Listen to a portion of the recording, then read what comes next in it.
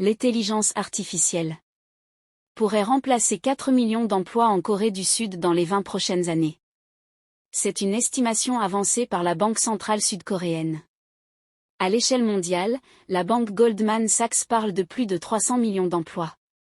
Mais la Corée du Sud pourrait bien être plus sévèrement touchée qu'ailleurs. La pénétration des nouvelles technologies y est plus élevée qu'ailleurs et la croyance dans les bienfaits de l'innovation est extrêmement forte. Les médecins, les avocats, chimistes et comptables sont les plus menacés, tandis que les personnes travaillant dans la restauration, l'enseignement et les secteurs religieux seraient les moins vulnérables. L'étude de la Banque de Corée assure que les travailleurs à col blanc pourraient être les premiers à être remplacés par l'intelligence artificielle, plus à même d'accomplir des tâches analytiques et cognitives.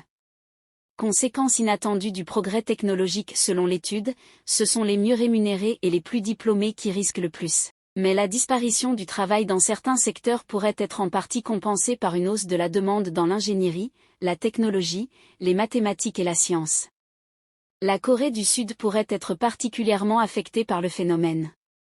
Afin d'affronter la chute drastique de son taux de fécondité, le plus bas de l'OCDE, le pays a généralisé l'usage de robots. En revanche, il est pour l'instant parmi les moins bien classés de la planète quand il s'agit d'intelligence artificielle. Son expansion pourrait faire disparaître 14% des emplois sud-coréens dans les 2 prochaines décennies.